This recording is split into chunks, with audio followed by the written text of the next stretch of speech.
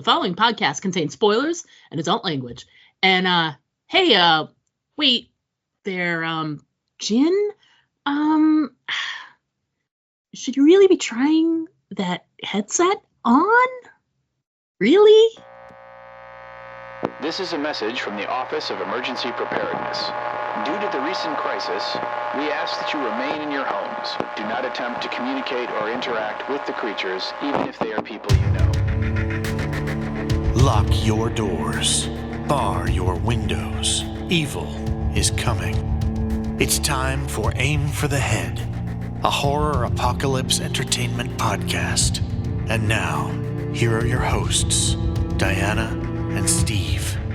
Hi, and welcome back to Aim for the Head podcast. I'm Diana. And I'm Steve.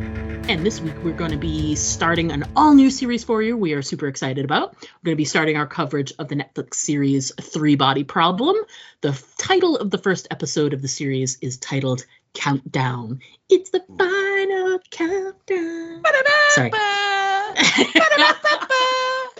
Now is the song portion of the episode. I always think of Job from Arrested Development whenever I hear the final countdown.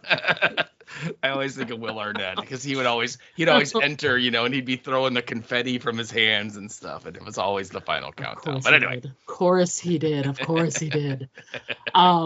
So welcome back, everybody. Like we said, we're excited to be discussing a new series with you. Before we get started, it's a new year, new series. Yeah, exactly. Welcome that's how we're to 2025. Yeah, exactly.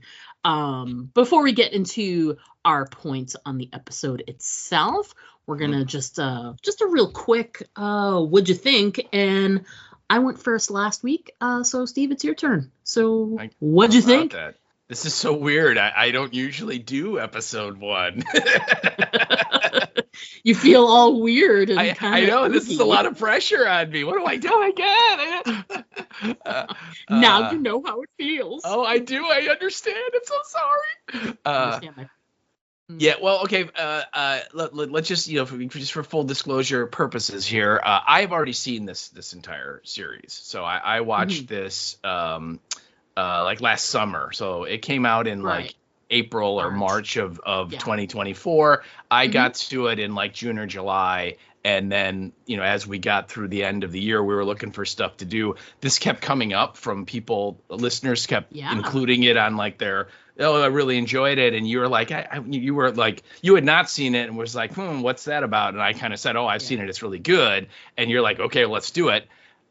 Based on that recommendation. So a lot of pressure on me. And, and so anyway, I have seen it, whereas you have not. So it's going to be one of those things where, for me, I'm when I'm watching now, I'm kind of looking for little things because lots of big plot points and stuff. I already kind of know what's going to happen.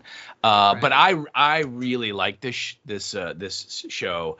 And something that we were just talking about it here before we started, that you mentioned, that you said that it just is absolutely like I was like so cool, because I'm like, that's what I wanted to say, but I couldn't figure out like what you know how like you have like an idea in the back of your mind and you're like, I can't, it's in there. And then when you said it, I'm like, that's it. That's what I wanted to say. And that is, this show is so different from anything else that we've covered.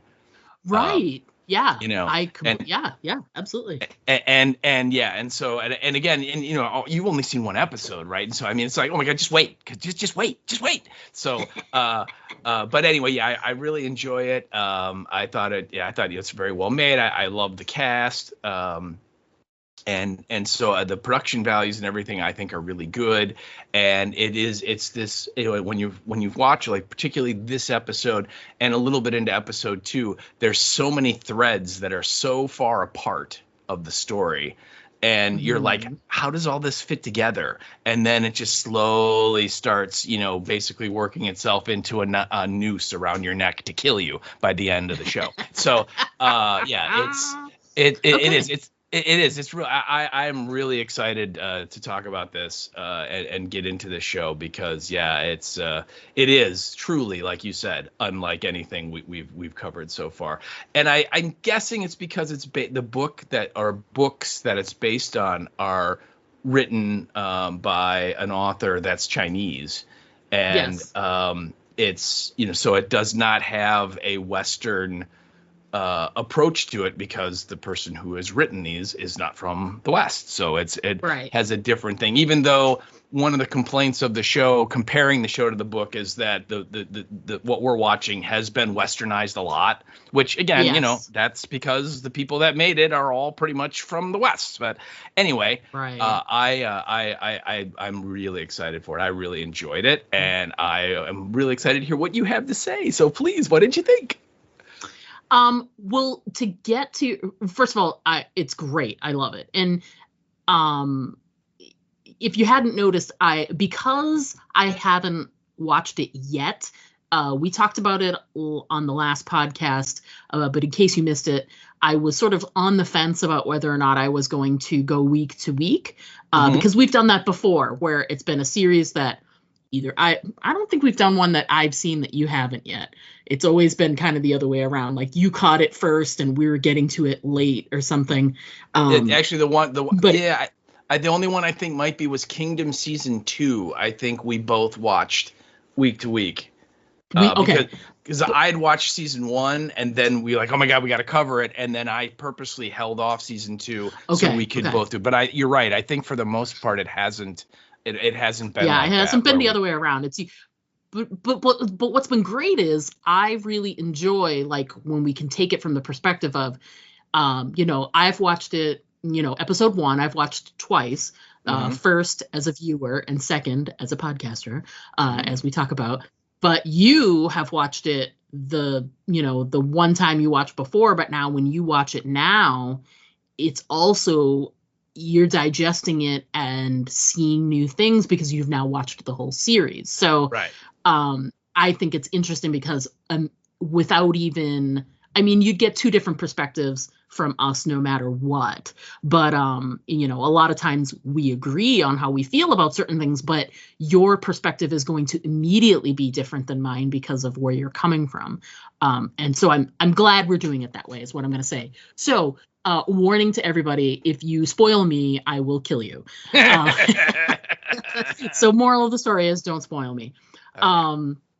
So we want feedback, but just don't be careful how you drop the feedback. I didn't say anything in the feedback threads I put out there, but just moving forward, just try and limit it to just that episode. And there's nothing wrong with letting us know how you feel about, like, say, a future episode or the whole series, but email it to us and I'll just set that email aside until I'm done and I'll make sure to read it on the podcast. I promise. Anyway, so back to me. So, yes, you and I talked about before we started recording. Yes, it is very different from a lot of the stuff we cover.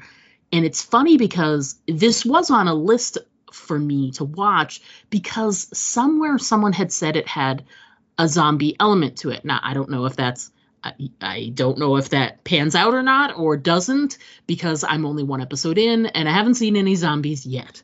But someone labeled it as that, and I was like, oh, okay. But they're like, oh, but it's different. It approaches it in a different way. I'm like, okay, well, cool. And then it just fell off my radar. But every time, like you were saying, when we got to the end of the year and people were talking about what were your favorite things this year, yada, yada, and this kept coming up, I was like, I never did get to that series. So when you suggested it, I was like, great. Mm-hmm. I'll have to watch it for the podcast. It was on my list, but my list is always like ever growing, and you guys know how it is. I know. So I was like, great. So I was very excited about it because of that. Then as soon as I jumped into it, and I'll talk about it when we get to our points, but I forgot that it is all the same creators as Game of Thrones, and that there are a handful of people that are from the Game of Thrones cast, and the people that they did bring over from the cast are some of my favorite people. So I immediately, as soon as this dice game. Please tell me more. What is Game of Thorns? What was it? Yeah. You'd understand if you would watch it. But what's great is, so I saw those actors and I was like, oh, I love these people. So I'm I immediately was like committed to this is going to be good in at least the acting sense, because I know these people have the chops, the ones that I'm familiar with. So I went in very like, yes, I'm very excited for all of it, and then had no idea how it was going to play out. The way that I love a story that is told in this manner. We've covered other stuff before where, there's threads where you jump around like in time and stuff like that. And, seeing how the story from back in the 60s in China is going to come and connect with the modern story and all of that. I'm dying to see how all those threads connect. It's just wonderful. I love that it's science focused too, which I think is fantastic. There's so much about it that I really enjoy. And like you said, production qualities, how it looks is just beautiful. And it's a really, really interesting sort of subject matter to start tackling, like right off the bat, science and, particle accelerators and all of that stuff. And you're like, I don't know anything about any of those things, but it's just interesting to have the topic of the show be something we've never talked about before. So that's cool all on its own. But yes, loving it so far. Regretting that I said I'd watch it one at a time, because I'm dying to just go right to episode 2 now, which is probably what I'm going to do. Like when you see that the post is like, hi, new post from Am for the Head, just know that as soon as that hit the feed, I was on Netflix like 5 minutes later after posting the podcast. So, Nice. So I'll be ready to talk about episode 2 in about 4 hours. So, so yeah, very, very excited. Can't wait to talk about it further now. And I can't wait to see what's coming up in the coming episodes. And I'm also, just a tiny other thing, I'm excited that it's 8 episodes. I feel like as soon as we started covering Prophecy and really got into it, it was over because it was only 6. Yeah. And the last couple of ones, like Daryl Dixon was 6, Dead City was 6. So this is 8 episodes, which just feels like it's a little meatier. And everything else that we have to cover this year, you have to assume Dead City is probably going to be 6 episodes again. If we see Daryl Dixon again by the end of the season, end of the year, it'll probably only be 6. I think The Last of Us was only 6 episodes too, right?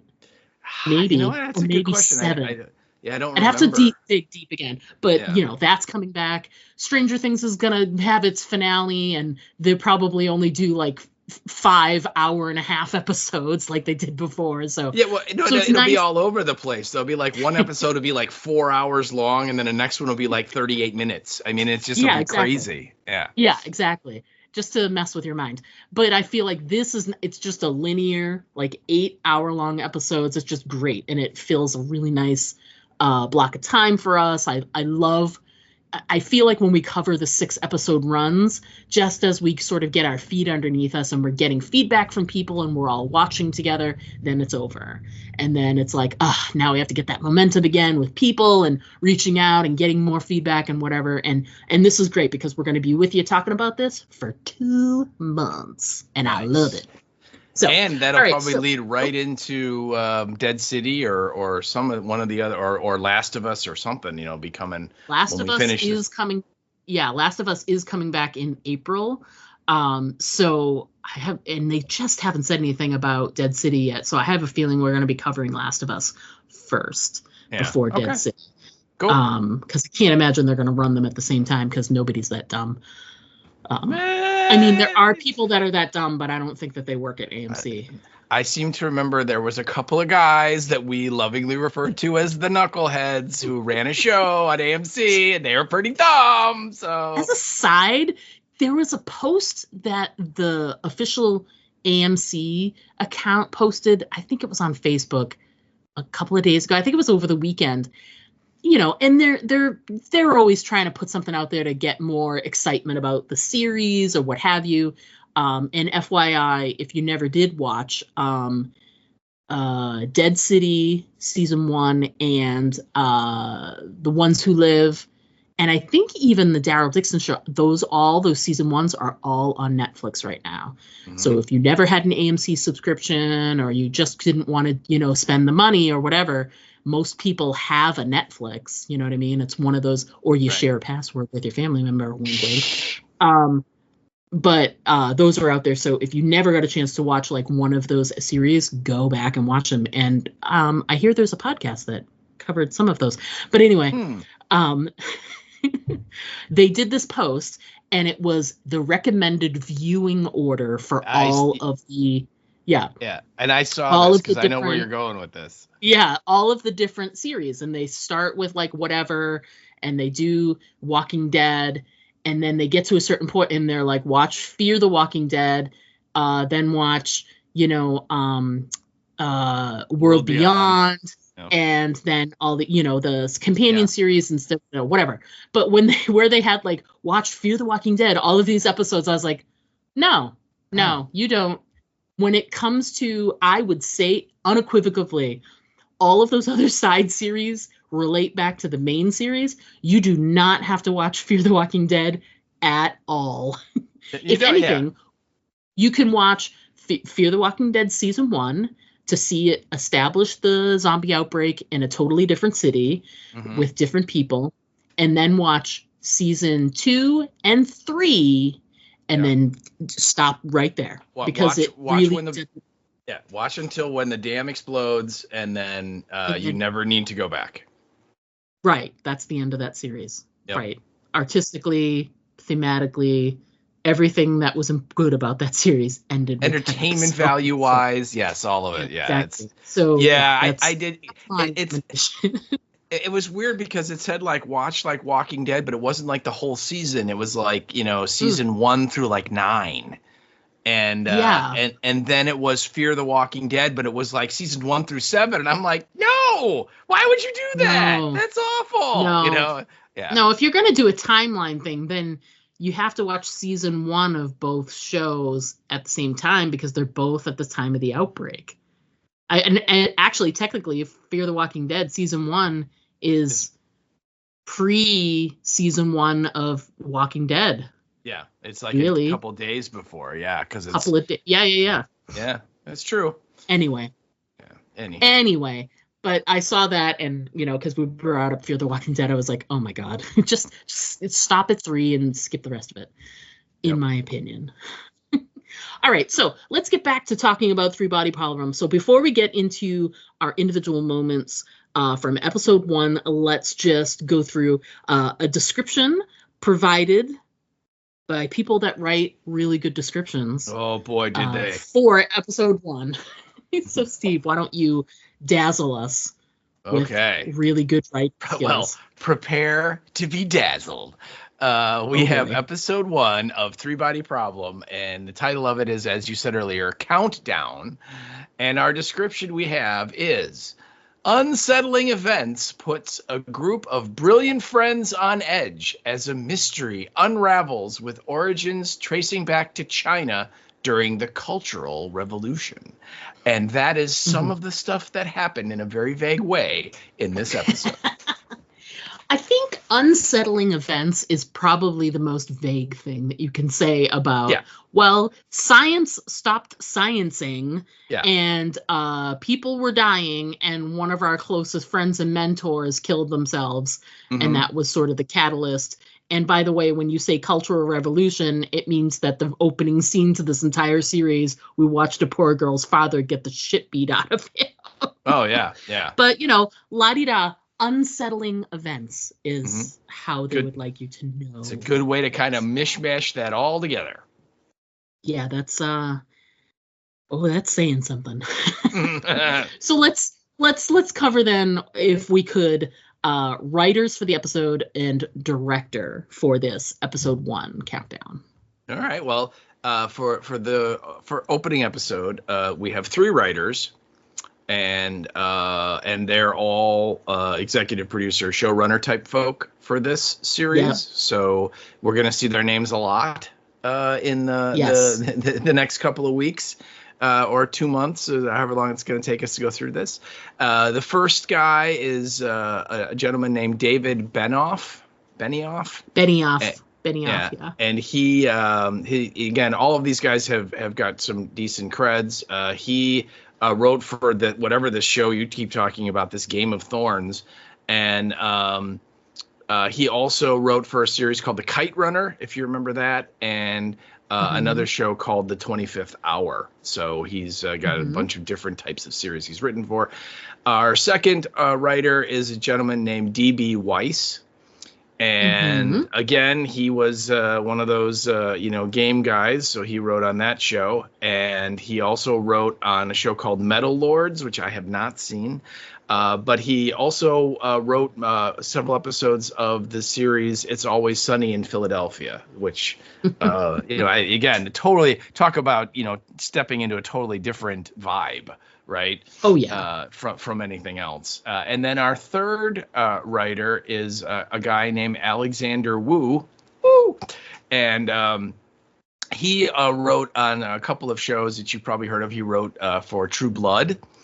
Nice. He was the showrunner and also wrote several episodes of The Terror Season 2, which was the season in the Japanese internment camp. Yeah. So there's that. And then he wrote for a show called Sleeper Cell. So he's, again, kind of a wide range of stuff that guy did. And then our director is a guy named Derek Sang.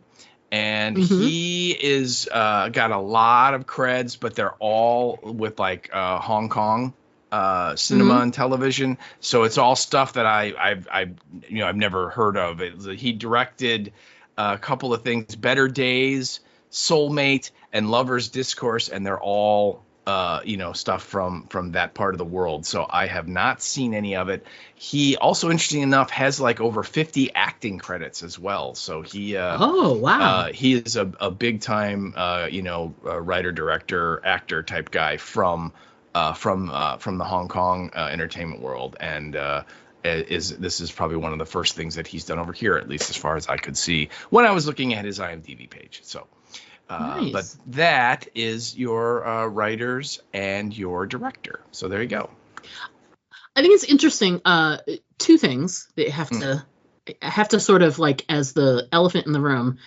After their success with Game of Thrones, Benioff and Weiss, they announced not long after that the next thing, they had like a multi-something deal, whatever, with HBO. But they talked about they were workshopping a show that, and I'm gonna muff how it worked, but it's something along the lines of slavery never ended. And it was like, it was literally like, everybody was like, pardon my French, but everybody was like, why the fuck would you do a show like this? It was like a creative, kind of like along the lines of The Man in the High Tower, where it, posits a world where the Nazis this kind of like posited a world where the North lost the Civil War kind of thing. And if I'm wrong, then tell me off. But there was so much backlash with that, and they sort of I don't want to say they went into hiding, but they just wouldn't hear from them for quite a bit. For a good reason. So I actually completely forgot that they were attached with this until I started watching it, and I was pleasantly surprised, because I think that ultimately they did amazing things with Game of Thrones. First of all, they got an entire culture of people interested in fantasy that would have probably never watched it. I started watching Game of Thrones because my brother endorsed it, and he is not a fantasy watcher. His favorite shows of all time are The Sopranos and Seinfeld, So, and I'm not saying anything about those shows, but that's his. Those are the things that appeal to him the most. So he was blown away by Game of Thrones, whatever. So, well, with the boobs. And right, it is.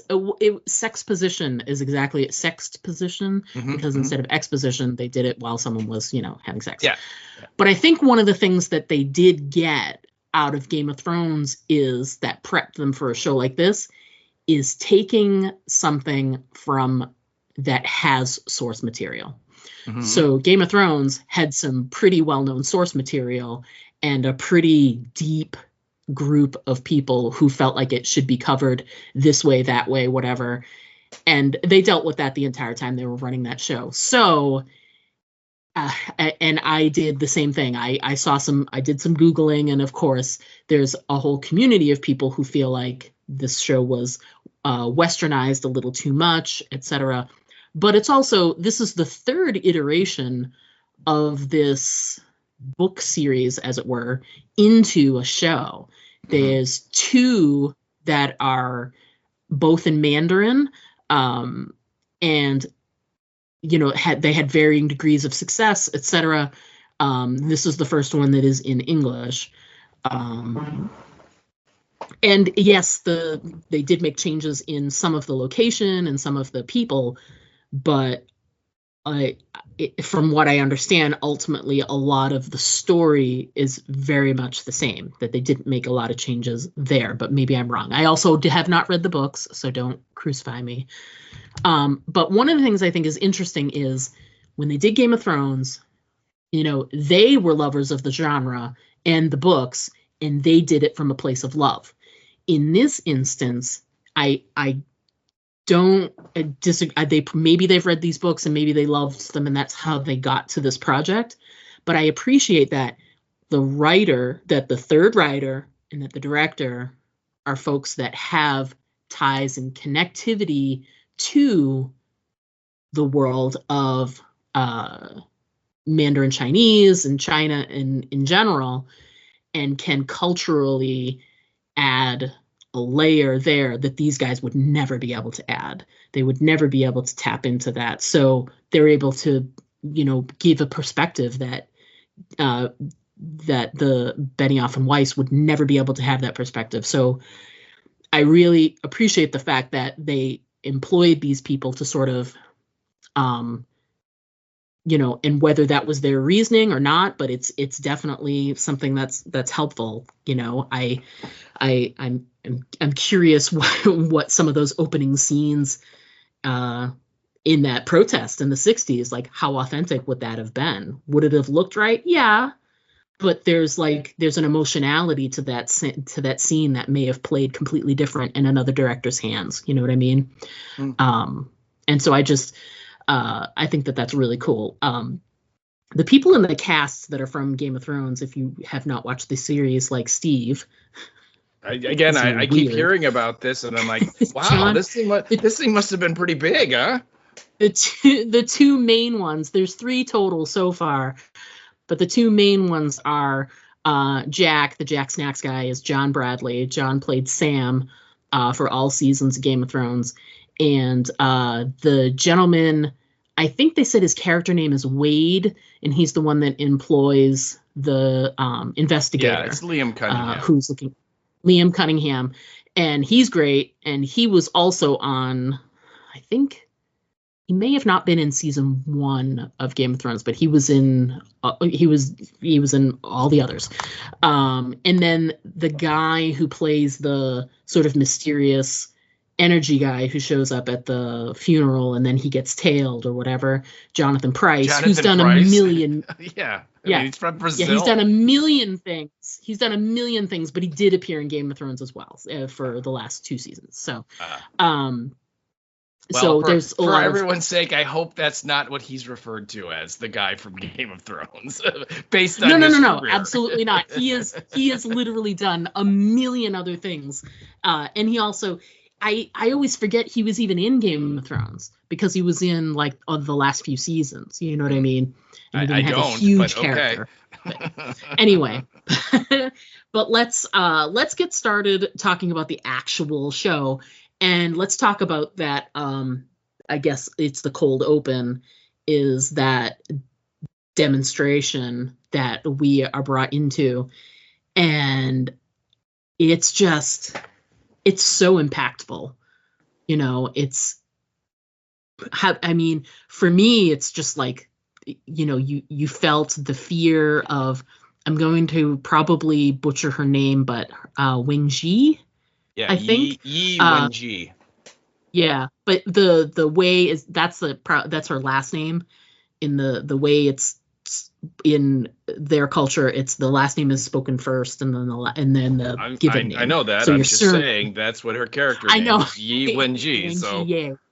So, but anyway, so just her anguish in the crowd, just the fear of, you know, her father saying the wrong thing, and then her mother, and, you know, just like the crowd, the swelling of the crowd, like the crowd noise, and it was so, you know, I felt like my heart was racing, and I was so nervous because, you know, obviously I didn't know what was going to happen. But even watching through it a second time, you're just like, you're so caught up in the fear of it all, you know. What are your thoughts on the opener there, the opening scene?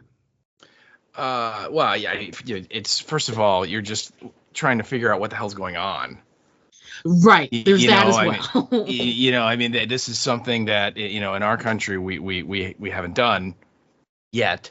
That you know, where you have literally, you know, there's got to be, you know, 1,000 people gathered in this you know, square or wherever they are, and you know, these soldiers that are clearly part of the communist Chinese party are bringing out these people, and they're like, they have like dunce hats on them, right? And they're got these big placard board signs that say like, I'm a counter revolutionary, or, you know, whatever. And it's like a kangaroo court, you know. They bring him out there, and like the first guy, he's like begging the crowd, like, please, like, you know, re-educate me, you know, like don't kill me, you know, basically. And you're right. They bring out her father, and they're basically, what's happened is like they're striking down all of the intellectuals in the country, all these people that they consider to be a threat because of their education, and you know a lot of stuff that they've learned from the West, and so that clearly they can't, you know, that's not going to work in communist China, right? And he's like a physicist, and so it's so great because the guy that's like, you know, leading the crowd on, he like accuses him. He's like, you were a physicist, a professor at this university, correct? And the first thing the guy says is, you should know, you were one of my students. And and he's like, shut up, you know. It's like, no, don't say that, you know.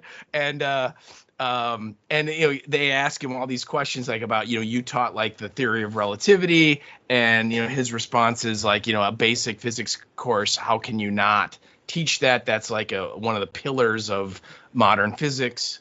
And you know, that's not the answer you're supposed to give. And they also talk about he teaches the Big Bang theory for how not the show. He teaches the theory that you know, that's how the universe started, and he's like, that's the most, you know, logical, probable explanation. So yes, I teach it. And then they attack him because if you teach that suggests there's a point where time starts with the Big Bang, and then if you go back before that, before time, that opens up a possibility that God exists, that God was around before the Big Bang, and then God instigated the Big Bang, and that started everything. Which again, communist China, no, there's no religion there. You know, that's not going to fly either. And so every answer he gives is like the dignified scientist answer, but it's like, nope, wrong answer, man, wrong answer. And it's like you said, you know, I mean, the crowd is just getting more and more revved up, and psyched up, and, you know, like out for blood. And then like this teeny tiny little girl who is one of the like the Communist Party leaders on the stage just starts beating him, and then they all go at him like a piñata. And I mean, you're just watching in horror as they literally beat this guy to death right there on the stage, if you will. And then like they bring his wife out, and her mother, and the wife has clearly been, you know, indoctrinated and brainwashed, and is, you know, signed all the papers accusing him of doing all these crimes, and, you know, is totally been manipulated into not being on his side. And it is and she is in the crowd and she wants to go up on stage, and like these two guys are there that are probably family members that are like, nope, can't go, nope, stay here, don't do it, don't, and so she's literally powerless to do anything but watch. And yeah, it's so powerful and stunning, because again, when you're watching it, you're like, what the hell's going on? Like I don't, I understand, I guess, basically what's happening, but why these guys? Why, what I mean? What's going on? So yeah, it's very jarring. It's an incredibly violent, brutal way to start off a series. Yeah.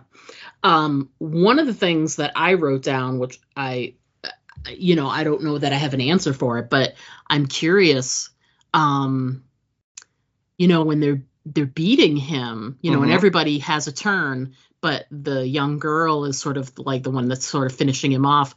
She stops. And I'm curious what the motivation was, like what made her stop. It looked like there was, in my second watching of it, you can see like she's conflicted, like there's something going on behind the eyes. She's thinking about something, it's affecting her in a way, but I'm curious if we'll get more information, if it's not just because they didn't have to show that, right. They beat him up, then they have the scene with the daughter there after, and it has its its moment, and I don't think there's anything in that moment with her hesitating that needed to be there, unless we're going to find out something more about it. Something more is going to happen. So yeah, I'm curious what that will be.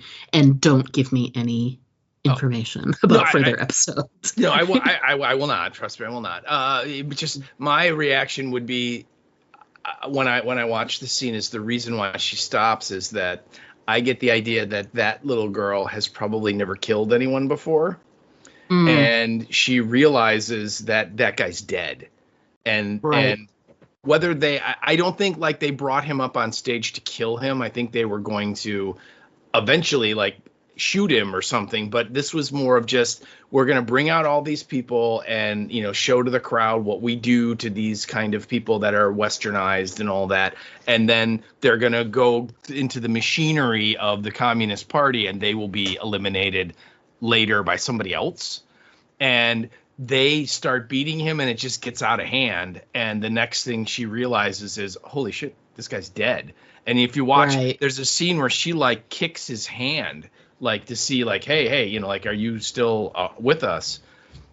And I made this note because it cuts to a shot of that guy and he's lying, on his back, and there's blood from like a cut on his forehead and it runs like right over one of his eyes. And it's like, you know what? And he doesn't react. He doesn't blink. He doesn't. It's like, you don't. The only time you would do that is if you're dead. And that's what I get from it, is why they all kind of have that moment of, oh crap, what do we do?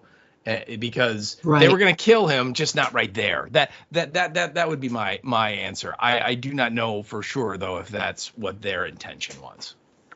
Yeah. Agreed. I think it's I think if we see more, that's great. But if not, then it was just a really interesting emotional layer that was added on that didn't necessarily need to be there. But maybe it's one of those extra little layers that you get when you have 8 episodes to take time play around and with. Really tell. Yeah, to take a full story. Hello, and, Daryl Dixon. I'm looking in your direction. Like if this was a 6-episode arc, would we have seen that? Maybe not. Yeah. So. Yeah. And then we should point out that, so then after like the crowd leaves, the daughter finally gets to go up there, and there's this real tender moment where she like takes out her dad's pipe that he, clearly was, he was a pipe smoker, and she like puts it in his hands and, and it's very tender. And then that little girl and a bunch of soldiers show up and they arrest her too. And so she, not only is her mom completely, Cuckoo for Cocoa Puffs and Around the Bend, father murdered, and now she's like going to be marched off to jail, or whatever they're going to do to her.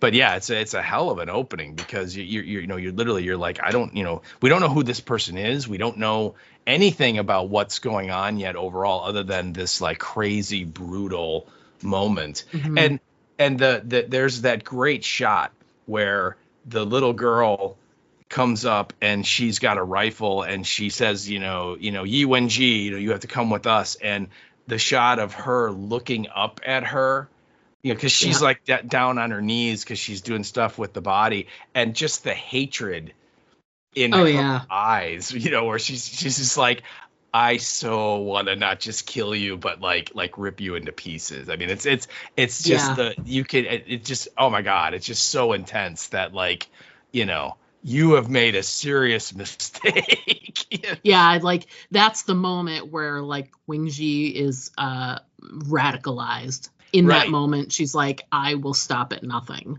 Yeah. To wipe you all from the earth, pretty much. Pretty much, yeah. It's just, especially her, though, that little girl. It's just like, you, my dear, yes, you've earned a special place in hell for this. Yeah, exactly.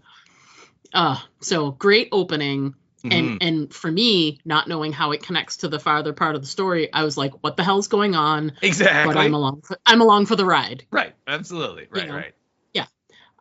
So then we get to another scene that does some more like, okay, I'm still along for the ride. Really, what the hell is going on? And it's the discovery of the body.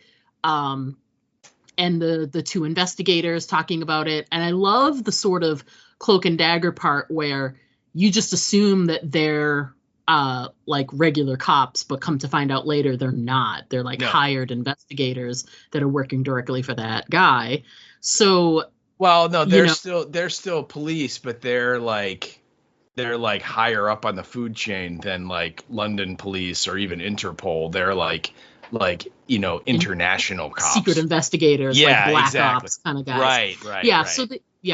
So but we don't know that yet, and all we see are sort of like the beginnings of what would look like a standard police operation with pictures and stuff, and writing down notes. The team is all there taking all their stuff. They're all got the masks on and the gloves and all that stuff. Yeah, it all looks like something we've seen before, at least structurally.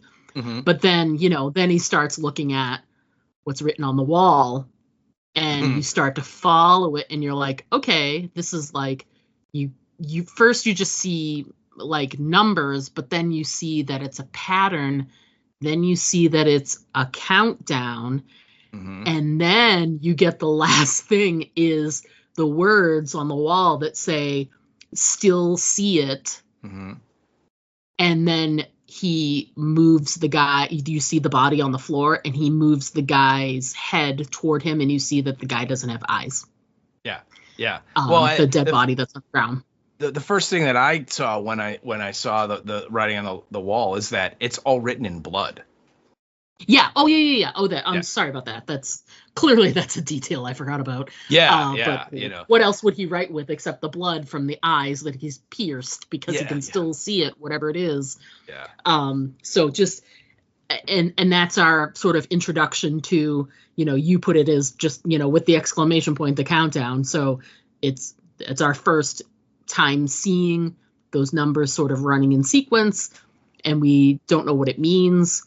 Or whether we'll see it again. This is just like this first occurrence, and even though we do see it again, it's like we still don't know what it means. We don't know what any of it means. The only thing this is a really great way to sort of.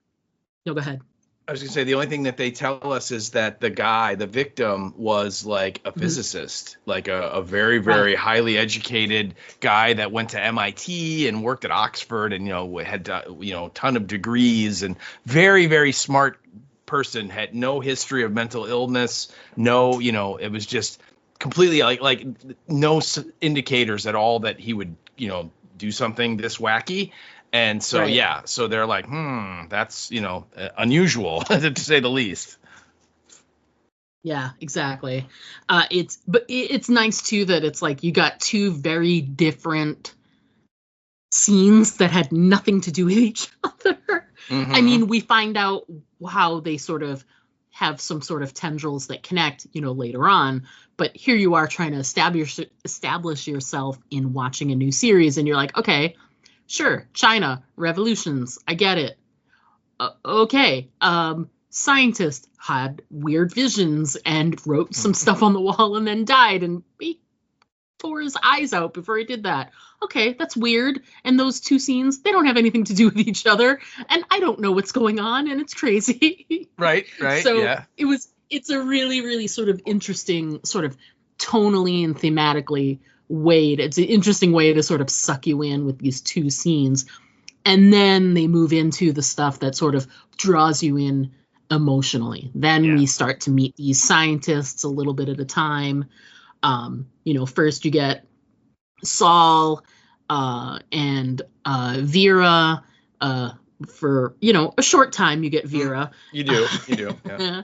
And then of course we get the scene at the bar with Jin and Augie, and then later we get them. So it's like we started with these two very violent, actually, two scenes that seemed to not have anything to do with each other, and then the rest of the sort of the scenes for the next little bit are all sort of these emotional tie-ins to like current day.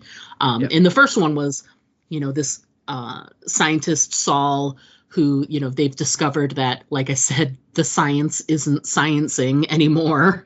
So for some reason, there's this strange anomaly that they cannot understand why, but all of the predictions and everything that's happening with the particle accelerators, all of the ones that are across the globe are all doing the same thing, and they're not calculating correctly anymore, or they're showing something that is not possible scientifically. So it just I don't quite understand what that means, but it sounds bad. Basically, they're running tests that they've run since they built the first particle accelerators, and now suddenly all of them on the planet are giving off different results that go against all of the established laws of physics. And that's why these scientists are all kind of freaking out, because it's like doesn't Saul say science is broken, and like those two are the only two people left at this massive particle accelerator in England, because they're shutting it down, because he says at one point, he says you can't justify using enough electricity to run like a small town when the thing that's running it is giving off, cuckoo for Cocoa Puff results. And so they're very much despairing, because, they're not only does it not make sense, but like all of what they thought physics was, that they've been taught, they've learned, they've studied, is now all suddenly not working. So there's definitely like as much as scientists can freak out, they're freaking out, Yeah. They're doing like a calm freak out, but it's still a freak out. Yeah, they're very, very stoic, calm people that don't get overly emotional, because they're obviously incredibly intellectual. And so this is as freaked out as they get, and just sort of this like, I don't understand, and so Saul's in there and he's still running like a basic test, and you kind of see it on the screen, right? And you see the particles, and then they kind of explode in green, and then they all go red in weird directions and stuff, all these little graphics, and he's just like, it doesn't make any sense. And Vera, who is like the boss, like she's like running the particle accelerator, at least that's what I get, because he's like her intern or something.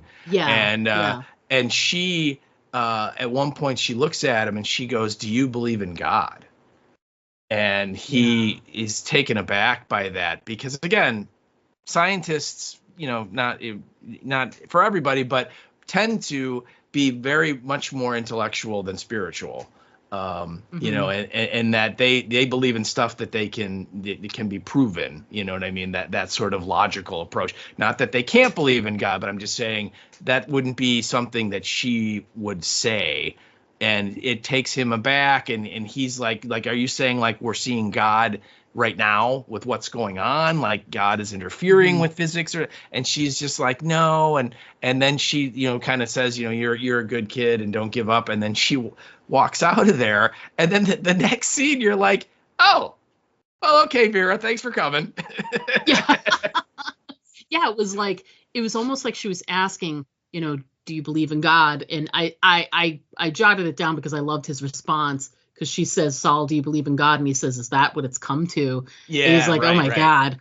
Yeah. So, but the fact that she goes there, she asks the question, which is, you know, again, like you were saying, it's uncommon to hear scientists discussing, you know, religion in any way, because they just usually don't. But to have her bring it up, and they're having a conversation, and, you know, and when I watched it the first time, I was like, oh, you know, maybe she's going to make some comment about, you know, does this prove God exists? Because this accelerator isn't working the way it should, and it's predicting these things, and and the tests aren't working the way they used to, and, you know, there's only one explanation left, like that kind of thing. And for a hot second, I was really disappointed, because I was like, is this going to be a show about God? Like, is it going to be? I don't want to talk about God. But it clearly, like, as soon as she was like, okay, anyway, and she walks away, and it's just like, okay, I go swim now. And she goes and jumps. And I'm like, okay, maybe it's not a show about God. And she was just asking in the moment because of, you know, that was like, he says, is that what it's come to? And he means the experiment. But we now know that clearly Vera must have been seeing the countdown. And so she was like, this is my only way out. It's the only way I can make this go away. You know, and you're like, you want to know, like, is this it? Is that the end? Will there be anything more? And she can't even think about that. It's just like, okay, whatever okay, all right, I gotta go. Bye-bye. I can't watch these numbers anymore. I have to go. You know? Well, I mean, yeah, we haven't really gotten into it, but just imagine how unsettling that must be. Yeah. You know, the when numbers that's going themselves, on. yeah. But yeah. And I just would take a second to point out that the actor that plays Vera,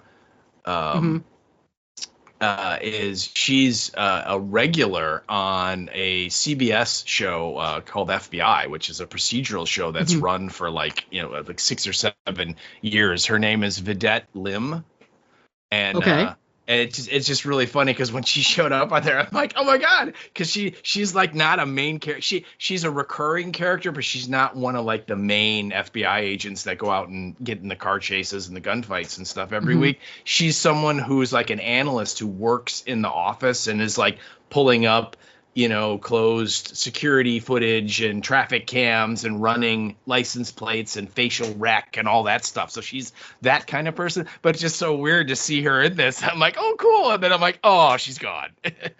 Yeah. And then also I wanted to say that the main detective guy that we meet in the previous scene with the countdown written in blood and the guy with his eyes poked out, that's Benedict Wong, and he's a mainstay. You know, people fans of the Marvel universe will recognize him from the Doctor Strange movies. He was in the Matt Damon movie The Martian that Ridley Scott did a couple years ago. I literally just watched that for like the 7,000th time. Oh yeah, the other night, I think. I love that movie. Oh yeah, it's super fun, and he's really fun in it. He's the guy who works for the Jet Propulsion Lab that like built all the stuff, all the tech that they're sending there. He's in all of the scenes where he talks to Jeff Daniels and is like, and they're like, how long will it take? He's like, probably 3 weeks. You have 2, and then like that's the end of the scene. So. Well, and Jeff Daniels is like, you're going to say that that's impossible and that the overtime alone will kill us. And then Benedict Wong's like, the overtime alone will kill us. He's really fun. Anyway, I just wanted to point that out. Those are 2 other of our cast members that are really good actors, and they're also established people that we've seen before and maybe not know who they are, but we recognize them. You know, we recognize their face. Yes, absolutely. Yeah. So the jumping by Vera, and she didn't really jump. She just sort of decided to not stand up anymore and fall into the water. But don't you get the sense though that water is only like a foot deep? You know what I mean? It's not like a big pool she went. I mean, she hit the ground, right? I mean, And I don't mean to make light of suicide. That is not our intention. We're trying to poke some black humor into a very depressing moment of this show. Yeah. And it's funny, when I did watch it the second time, I was curious. I was like, did she hit water or a hard surface? But I'm thinking it was she's a scientist, velocity plus, pitch plus her body weight plus, hitting the water at an awkward angle pretty much would do everything that she wanted to do in that moment. And she's got to be like 100 feet up at least. So absolutely. Unless that's, like 200 feet deep. And even then, you hit the water from that height. Usually it's like hitting the, a concrete, road anyway. So, but, Oh yeah, so she's gone, and then we cut to, and like you said, now we're kind of getting into the main characters of the show, and we meet Augie and Jin, and they're at this karaoke bar. Oh my god, what a great scene! Oh my god, yes. Especially right after you watch somebody kill themselves, and then the next thing you see is someone singing Katy Perry. But badly singing "I Kissed a Girl," and I love it when like the meathead comes up to them and interrupts them, and he's like, "So, what do you do for a living?" and Augie is like, he's clearly hitting on both of these girls, and Augie's like, "Well, I have a company that creates monofilament fibers for medical and this technology," and he's just like, and then he goes, "And what about you?" And then Jin's like, "Oh, I'm a theoretical physicist that I'm working with all these particle accelerators." I mean, he's just like, "Okay, I gotta go." Yeah, I love that. It's one of those those moments where they didn't take him down. They gave him the correct information, and it was not at all what he was expecting. Nope. And he walked away, and it was just like, okay, that happened. Well, he walks away to go give what could quite possibly be the worst version of Piano Man ever. Yeah, it's possible. I mean, I've heard some real bad drunk karaoke in my time, but this was really good. It was really good at how bad it is. Yes, it was so bad it was good. Yeah, but so they're talking, and basically Jin, Augie is. You get the sense that these people went to school together, and they were all they spent their college and their postgraduate time together, so they're very good friends. But Augie has left school and has started, like she said, she started her own company doing sciencey stuff. We don't really know too much about it, but she says she did that. And Jin has also gone on, and Jin has now been tasked with trying to figure out why the particle accelerators are giving all these funky results. Yeah. And it's a nice way for the audience to find out what the hell's going on, because Augie's like, what the hell's going on? And she's giving the exposition is like, well, this is my job, but also I'm going to tell the audience as well. Yes. And the audience is like, oh, thank God, someone finally asked a good question, And but anyway, so they start to relate that the accelerators are all being shut down and nobody understands what's going on and science is broken and all that. And then Saul calls them, and you get the sense that Saul and Augie might have had something, a relationship of some sort. Yes. The way Augie's like, yeah, screw that guy. I texted him. He didn't respond, so I'm not going to answer him. And so she hits the do not answer button on her phone. And then almost immediately, Saul calls Jin right away. Yeah. And so while Jin is like, well, and Augie's like, answer it. And she's like, I'm going to go out and get a cigarette. And while that this scene is happening and he's calling, Jin is like looking, or not Jin, Augie's looking around, and like she looks at like the screen with the lyrics to the songs that are being sung up on stage, and she starts seeing this like weird kind of blurring image appearing in front of the graphics. And she's kind of shakes her head, and she's like, "What the hell is that?" You know. And then she looks somewhere else, and she starts to see it. And so she's like, "I'm gonna go out and get a cigarette." And so she goes out to smoke. And as she's walking out, the piano man guy walks by, and she's like, "Hey," and he's like, "Oh, hello, love. How are you?" You know, he's like, "Oh, maybe I got a chance," because she stopped him, and she's like, "Do you see that?" And he's like, "What?" And he's looking kind of like where she's looking, like, "I don't see any." And she just totally ignores him and just kind of walks past him, and he's just like, "Yeah, whatever," and then leaves. But yeah, so she's seeing this kind of weird thing in her vision, and I think it's at this point it finally kind of crystallizes, and it's a countdown. Yeah.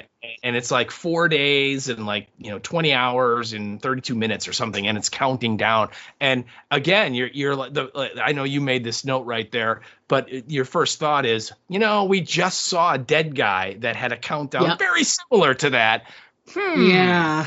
So you're like, immediately, as soon as because when you first see it, it just looks like static. It looks like some kind of interference, because the first time you see it, she's on her phone. She sees it on the thing. Like there's little spots of it there. And so at first you don't know what you're seeing. And then the second time you don't really know what you're seeing. And by the time it tightens up and you see that it's the countdown, you're like, oh, and then your brain makes all the connections and you're like, well, this doesn't bode well. But as soon as you make that connection, your brain immediately is like, okay, so clearly that's what drove that guy crazy. He was seeing the same thing that Augie is seeing now. And she's going to get to a point where, her choices are limited. She can either, tear out her eyeballs. But she did that. He did that and says, "I can still see I can still see it. So, I can still see it. Yeah." So I'm curious. Like it just, it was a really great, like it was almost like a shocking, almost like a horror moment there where you're like, dun dun dun, like. Yeah. Here is the plot of the whole show. and the other connection too is that dead guy. Really, really smart physicist, scientist guy. And her, obviously, very, very smart scientist, woman. So it's like, okay, there's another connection, Yeah. And so, Oh, yeah. And then, of course, Saul finally, Jin comes out and gets her and kind of shakes her away from this countdown thing she's now seeing. And she says, "Oh, my God, Vera is dead." And, that's why Saul's calling. And he's just like, "Oh, my God, Vera just killed herself," And what's great is right after you have that moment where Jin comes out and tells Augie that, Vera killed herself, we go right into this other scene with the cop investigator guy, who I can't remember what his character name is, but his name is Da Shi. Okay, we're gonna go with Benedict Wong. No, Benedict Wong. Yes, that's how I refer to him too. Yeah. Yeah. So he is now, not at that crime scene. Now he's in like sort of the typical investigator room with the, the bulletin boards and the pictures of, the whole murder board. Yeah. Yeah. All that. Yeah. Total murder board.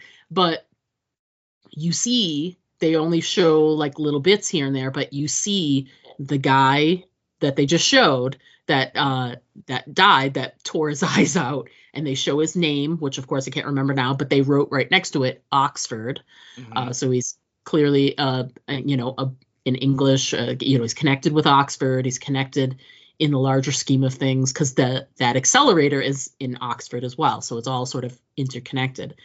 And the camera shows Vera's picture, and he has a red marker and just puts an X through her face. And you're like, and then when that happens, that's when you become like, who is this guy? Like, what can he be like a regular cop and doing all of, like, it seemed like he's doing something nefarious, but he's also investigating. So it's like, he seems like, and of course we find out like he's more black opsy than anything, but you get this sense that he's like dark and mysterious and strange, like the things that he's investigating, and you're like, why would you put an X through her face? And oh my God.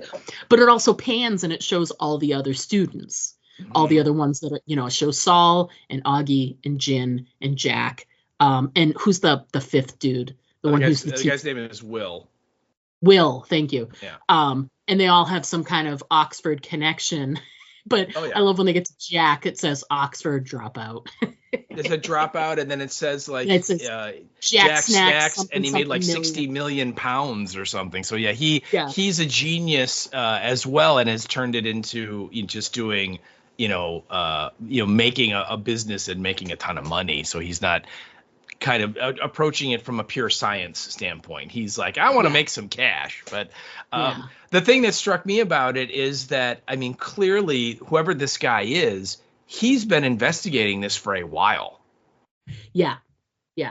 To have all of this information, all these photos and little details about each one of these people. I mean, he's been tracking whatever's going on it's not like he got called to the murder scene with the countdown and the blood, and that's the first he's ever heard of this. This is like, oh yeah, this is something we've been following, is this, this countdown, and these physicists are dying, right? And doesn't he have he talk about the guy in Iran?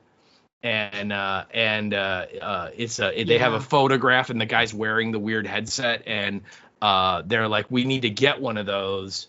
And the guy's on the phone was like, well, what did the Iranians say? And Benedict Wong's like, well, they have been less than helpful, and so, but that also suggests that clearly whatever organization he's with, it's like a multinational thing that he doesn't, it's not like he's an English cop. It's like, no, he can go to any country and be like, show his badge and like, be a cop. So, but it's real funny because he's got all these people, and then he just gets this big red Sharpie, and it's just like Xing out Vera. Yep, you're gone. Yep. And good night and goodbye. Yes. It's not something you normally see a cop or an investigator doing, is the thing. And it has such a dramatic and sort of scary element, because he does the cross off of her, but then they pan and they show the rest of these people who you're like, oh God, oh God. Like, are they going to get crossed out too? And we know, and then your brain makes all the connections. They showed the guy who wrote all the stuff on the wall, and he tore his eyes out, and Vera killed herself. We have to assume that she was seeing the visions too. And now we know that Augie is seeing the numbers too. And you're like, oh my God, now I'm emotionally connected to these people, and they're all going to die. One by one. Yeah. So, we're moving along at this great speed here. And it's great because we're getting these great scenes in the current time, but then there's also this other B story that's building behind it, which is how everything played out for Ye Wingjie in China after her dad was killed. And there's she goes through some shit, let me tell you. Oh man. she ends up in a work camp in Mongolia. And when they say work, they're working. They're cutting down these huge trees. They're dragging these logs all over the place, and they're basically cutting down almost an entire forest. Which you should say that, like, when you get this great like drone shot, and it's looking down at this massive forest. It's huge, and right in the center is this ginormous tree, and it's like they just finished cutting it down and it falls. And you kind of see this, and I mean, literally, this forest goes on for miles. It's completely undeveloped, wild forest, and there, and you're right, and they're like chopping it down and cutting the trees up one at a time, and it's like clearly they like have very little tech to help them. They have like hand saws and stuff and axes, and they like use ropes to like pull the log. I mean, it's like you're working, like you said. This is not like I'm gonna get in my machine and have it lift this tree. No, it's you're out there busting your hump. But again, they're all probably prisoners. Yes, of some kind. Like this is considered like when they say you're sentenced to 10 years of hard labor. This is what they mean. I agree. I agree. Yeah, this is what I'm going to envision from now on. Right. And what the interesting part about the whole, sort of deforestation thing is that they do a good job of laying the groundwork. The first thing you see is, like you were saying, the tree falling. It literally falls right onto the camera.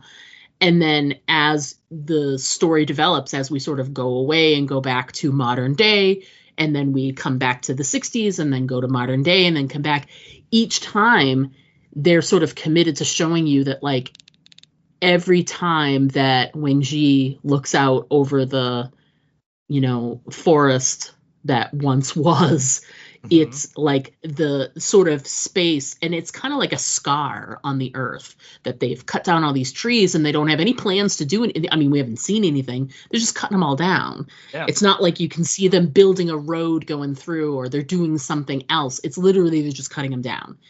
And so each time it just gets bigger and bigger and bigger and bigger. And it's this progression. And it's interesting because the man that she ends up being, I'm going to use friends in air quotes here. Intimate with, shall we say? Intimate sounds better. Yeah. Because she's a scientist, and he knows that, he says, this has got to bother you. That this, I know, and he basically is like, it bothers me, it must bother you. And it's great because it's like, the 60s was a time in the Western world where there started to be more of a focus on the environment and et cetera. I mean, I know the hippies were really the ones that were sort of leading that charge, but it just goes to show how westernized those two were, is that within this sort of regime, as it were, that something as forward thinking as thinking of the environment is something that they still, it's something that scientists had probably been talking about, and they believe in it. So it was interesting to have it brought up in that context, so yeah. Well, and the other thing we should point out is that up on this hill, right where their camp is this like base.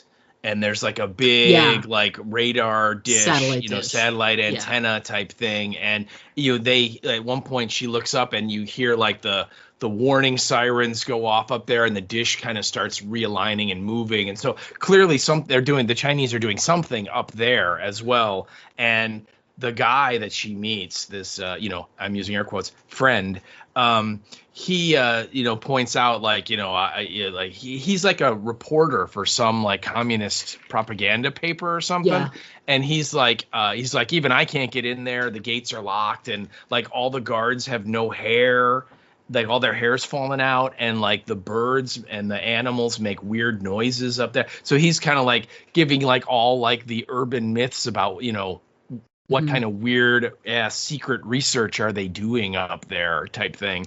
And of course, she, being a scientist herself, is fascinated by this place. And it's just like, I wonder what's going on up there. So, she wants answers. She doesn't want answers in the investigative way like he does, to just sort of know the answer. She's like approaching it from a scientific aspect where she's like, I want to study it. If that's the case, I want to study it and learn more about it. Right. Yeah. Yeah. So we get that, and then it cuts back, and we meet the rest of our crew. We meet Jack finally, and we meet Will, and because we're at the funeral for Vera now. Yeah, and you find out Will is now left the university, and he's now like a science teacher, a physics teacher, And he has this great line because they ask him how he's doing and with everything, and he's like, I have one kid in every class that I feel is actually listening to what I'm saying, and the rest are just doing it because it's like their required science class and are zoning out. And Saul's like, we were all that one kid. And they're all like, yep, we were. And the note that I put down about Jack is that when I first saw this, my thought was clearly the showrunners wanted Nick Frost to play Jack, and either he was unavailable or he didn't want to do it, and so they went out and got John Bradley, and the only note he was given at all during filming is more Nick Frost. Because he's just he's playing Nick Frost, the way he acts, the way he talks. I mean, did you not get that sense when you watch him? I don't know enough about Nick Frost, and I know that they probably didn't go out to get John Bradley. John Bradley was in Game of Thrones, so they gave this role to him. Well, just think of Nick Frost from Shaun of the Dead. Right. You know what I mean? I mean, think of that. I mean, kind of bumbly and yeah. I mean, I get it. I get the aesthetic, but the fact that he basically says outrageous stuff all the time. Because he looks at Augie and Saul when they're like after the funeral, they're like sitting around in a bar, and he's like, "So are you guys fighting?" And they kind of give him a scowl, and he's like, "Are you forking?" And they're like, "Oh man, Jack, shut up." And he's like, "Are you fighting and forking?" And they're just like, "Stop it!" So clearly he's that guy, and I just every time I see him, I'm like, "Yep, that's Nick Frost." And he's got the beard. I mean, it's like, "Oh my God, why did you get Nick Frost?" It's interesting. It just, to me, because I came at it from a totally different way because of knowing John Bradley from the other show. Mm-hmm. What's interesting is on Game of Thrones, his character was much more like the Will character, kind of quiet and shy and very unassuming. He was like the wingman, like that kind of thing. He was not. And so he was so opposite this character that like just to hear him even talking this way was more shocking for me, because I was like, oh my God, where is sweet little Sam? And it's not. Now he's like pain in the ass Jack. So but it's interesting because like I didn't make the big Nick Frost jump, but it's obvious that like the way that scene goes when they're at the bar afterwards, when he makes those sort of tasteless comments, it's obvious that he's going to be the disruptor. When they're doing something, he's going to be the one that is not acting, within the societal norm or whatever. He's not going to toe the line whenever they, if they come up with some sort of plan to fix whatever's happening and, whatever it may be, he's going to be the one that's like, no, you can't do what the whatever. Because he's the guy who like paints outside the lines and stuff like that. They're just sort of setting him up as that. And he's always got a pocket full of snacks is basically. Oh, he does. All his crisps. Number 3 in England, baby. Yeah, exactly. What did he say? Pringles can suck a dork? Yeah, I like that. That was actually pretty good. Yeah. Oh, and we also line. We should point out too that at the funeral we meet Vera's mother. And again, talk about casting. It's played by Rosalind Chow, and Rosalind Chow, for years and years and years was on Deep Space Nine and Star Trek: The Next Generation. She played the Chief O'Brien's wife on that show. If you, again, for all the Star Trek, the Trekkies out there, you recognize her immediately. And so we don't, we meet her and she's there. And then we also see that Benedict Wong is outside at the funeral and in like standard like cop mode in his car with a camera with a lens that's like 3 feet long and is doing the taking pictures of everybody going in and out of that funeral, including, and this is like our only appearance we get of Jonathan Pryce, of this character Mike Evans. And he comes in, doesn't talk to anybody, goes up and kind of pays his respects to Vera, and then turns around and then gets in a limo and leaves. And as soon as he leaves, Benedict Wong goes like terror-assing after him in his car. and is like, yes, he does. Chasing him, and the limo stops, and they usher Mike Evans into this like corporate helicopter, and he flies away off into the distance, and you're kind of left like going, who is that guy? Yeah, exactly. Well, and obviously somebody very important, but who the hell is that guy? And anyway, so then it cuts to the scene in the bar where all of these 5 friends are gathered to kind of mourn the loss of Vera and also catch up, because it's clear that some of them haven't seen each other for a while, and we get the sense that Will has kind of a crush on Jin. Yes. And of course, Jin is there with her, like, I don't know, Navy or Air Force boyfriend guy, who is this Indian dude that is like incredibly good looking, to quote Zoolander, right? And just chiseled, and he's got the uniform with the 8 million ribbons and stuff. And you feel sorry for Will, because you're like, oh yeah, he's pretty impressive. He's pretty, and I believe Jack gives him some crap about it. Leading up to it. He's like, the way he did it, he was like, oh, she's looking good, and then he's like, oh, he's looking good too. And Will gives him that look, kind of, like, oh, so sorry. Yeah. Anyway, so they're talking, and I think also, doesn't Jin ask Augie, like, hey, did you like go to a neurologist? So clearly, like, Augie has told Jin that she's seeing this weird countdown thing everywhere.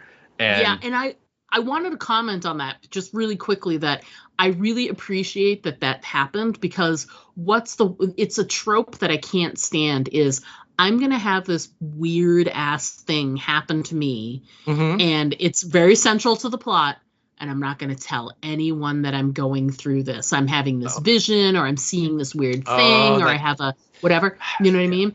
That's right. I forgot. You are a big fan of Lost, aren't you? Yeah.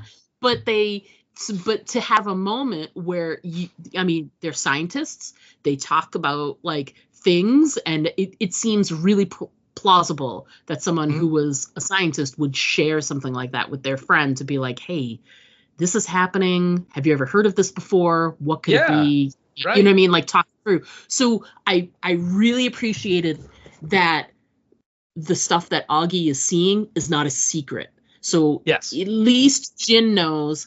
And because of her kind of quasi relationship with Saul, you have to assume that Saul, if he doesn't know now, he finds out after like the winking universe moment. Or whatever. During the winking scene, actually, he asks her what's going on, and she tells him, "I'm not going to tell you because I don't want to ruin your perspective, because you're here as an observer." Yeah. Because she's afraid that whatever's going to happen in that scene, she's the only one who's going to be able to see it. And that's why she brings him along. And so I get the sense that from that dialogue that she has not told Saul, that the only one she's probably confided in is Jin. And like, I think she tells her, like, the neurologist has no idea, like, what's wrong with me. Like, she's like, they don't know, like, they can't figure this out. They ran some tests, nothing shows up. So it's, you're probably just imagining it. You know what I mean? Like most doctors, when you're like, this hurts, and they're like, well, I can't find anything wrong with you, so just go home. You know what I mean? But yeah, so and of course, they're sitting around, and Augie is like staring off into space, because this damn countdown is everywhere now. Everywhere she looks, she sees it, and she eventually is like, I gotta go clear my head, and so she goes out to have a cigarette, and then we have what to me is like the greatest scene of the whole first episode. Oh God, yes. Which is so please go into it. I know we're trying not to go point by point, but this is just such a great moment. Oh, well, Augie's just outside having a cigarette, and like in the classic trope, her lighter isn't working, and she's like, chick, chick, chick, chick, chick, and it won't light, and then you hear the lighter, like someone with a nice like flip top lighter, a Zippo, like you can hear the top come off. That's such a distinctive noise. Then the lighter appears down near her and offers the light, and it's this woman who we come to find out, like, she never says her name, but in the cast list she's listed as Tatiana. Yep. And so this woman starts talking with Augie, and it's all very, normal jibber jabber that you would have with like a person that you are having a smoke with out on the street. Very normal. Anyway, so they're talking, and then I forget what's the first thing that she says that makes Augie go, huh? Well, she first of all, she starts talking, and you almost get the sense like she's like a Mormon, or someone that's like gonna be like, let me tell you about my what are those, like the let me tell you about my Lord and Savior Jesus Christ or whatever, because she asked her about God, and Augie's like, look, you seem like a really nice person, but I'm just not in the mood, because she's talking right. Like, is it getting too intense for you? Are things just building up and you don't see a way out, and very general, like you're having a hard time. And then she talks about God, and then Augie's like, please just go away. I appreciate the light, but I'm not in the mood. And then she says, so how far has it gotten? And then she goes, your countdown. Where are you at? And the look that Augie gives her, it's like, who are you? Oh yeah. And Tatiana basically says, you can make it stop, and so all you have to do is stop your research and stop producing these, like, she does like monofilament fibers or whatever. I don't remember whatever it is. It's nano something. Nano something, yeah. And Tatiana's like, shut down your company, stop the research, and the countdown will go away. And it's all you got to do. And of course, Augie's looking at her like, oh my God, how do you even know about the countdown? Much less this is what is going on. And then I wrote this line down because Tatiana looks at her and goes, you don't want it to get to zero. Nothing good ever happens at zero. Yeah. Oh my God, the line. So great. And then she puts down her pack of cigarettes, and she asks her, and I know you wrote this line down, because she goes, like, basically like, if you want proof about what I'm saying, has the universe ever winked at you?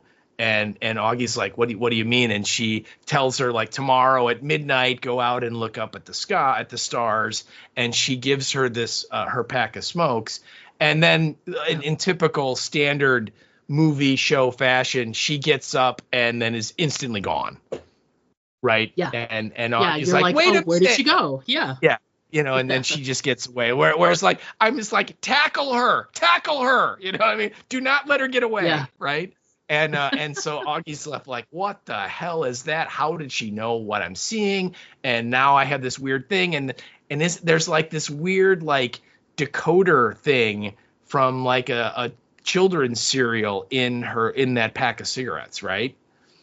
Yeah. Like this weird wheel, like decoder wheel thing, where you can like, she's like, what the hell is this? But yeah, that scene, I mean, it's so impactful because, again, you're like, this weird countdown thing's going on. What is it? Why is it happening? And then here's this strange woman who apparently knows all about it, and she's warning her and something. Yeah, I love this scene. What did you think of this? It was great because it's I don't want to say you still have no idea where this show is going. You just really don't. And there's mystery, there's, you've got the cop that's following them, that mysterious energy guy or whatever that shows up at the funeral. Mm-hmm. You get the sense, if you're good at sussing stuff out, that the woman who's at the thing is, Vera's mom. And you're like, I think that might be Wang Zhi. Like, if they're going to connect this to China, yada, yada. So, like, you've got all these, like, sort of threads are out there and whatever. And you could have knocked me over, like, and you've never heard anyone say that. Has the universe ever winked at you? Have you ever heard a line like that before? No. So it's just like, there's nothing like it. You've never seen that, like, like that reaction that sort of storyline develop. And so, you know, you just have no idea, like, what could possibly happen next. And the thing is that she's like, you know, what did she say, like tomorrow night at midnight? So like, great, now I have to wait and see what I believe means for the universe to wink. And also the countdown in her head is at like 1 day at that point, like 1 day and so many hours, you know. And so she's like, you know, it's getting near the end. And again, even before Tatiana says that was a thought I had originally of like, what happens if that countdown hits 0? Yeah. Yeah. Because I mean, we've seen what these people, you know, we've got 2 people that killed themselves rather violently so far. So what does it make you do? What does the countdown do to your brain, to your head? Does it force your hand, you know? Is it like The Voice, you know, take out your blade? Take out your blade. Or you know, or is it like, you know, like did they kill themselves before the timer hit 0 because they couldn't take it? And if that's the case, then like my thought was like, well, if the timer hits 0, like, does your head explode or something? I mean, what is, you know, again, Tatiana's absolutely right. Nothing good ever happens at 0 in this situation. So, you know, you have to think not good stuff is going to happen if it hits to 0. And she's down to like a day and some hours. So not a lot of time. Yeah, I know. I mean, she's running against, you know, running against time, you know, and again, so she's got all those outside factors that are, you know, making the situation so stressful. I mean, between like her friend dying and all this other stuff, and she's seeing these visions and whatever, and now she's got strangers coming up and telling her, and it's a threat. I mean, she doesn't say it in a mean way, but her threat is, the only way this stops is if you stop your research. You have to stop all of your work. And it's like, well, what does that mean? Like, who does Tatiana represent? And why do they want her to stop doing her work? Is it just her work? Or is it, I mean, this is clearly happening to all these people. So is it all of their individual work? Is it just science in general? Is it because they're connected to the accelerator? Like, I'm so intrigued. I can't wait to see like how this plays out, but it is so amazing. Part of me was thinking too, like, you know, we've seen shows before where like, not shows or movies or whatever, but where like someone who's like the devil takes on a human form. You know, so, you know, I'm like, is there something supernatural at play here? Is Tatiana really who was sitting in front of her? Was it someone else taking on the form of a human? Right. To relay that message? I don't know. I don't know how to answer that question, but it just like, I know nothing. Yeah.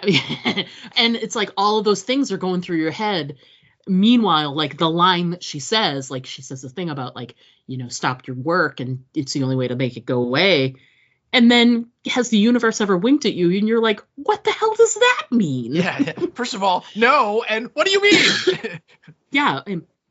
I mean, it's no. I don't know what that means, but maybe it has. I don't know. I'm still going to go with no. Yeah. I'm going to, since I don't know who you are, we're going to go with no. Yes. Yeah. It has never happened to me. So yeah. So that crazy scene happens. And, yeah. And we do jump back to, you're like trying to wrap your head around that. And then they jump back to China and you're like, oh, yes. Great. Yeah. But I wanted to include, along that sort of environmental front, because we keep going back and forth to the China story. And like I was saying, every time you get there, there's more and more of that forest that's missing. And there's this great scene that shows Wang Ji walking, and she's, you know, it's nothing but like dirt and mud, and there isn't any color anywhere. It's clearly in like winter time or something, so there's no greenery anywhere. And so she just literally is walking along, and slowly she's dropping a seed everywhere she walks. And I'm like, it's just the smallest act of defiance, and I think it's amazing that they included that. It's going to take a really long time for those seeds to become trees, but I see what she's doing there. Yeah, she's like resisting in her own little way that I'm sure she would like be executed if they catch her, right? Oh, of course. Yeah.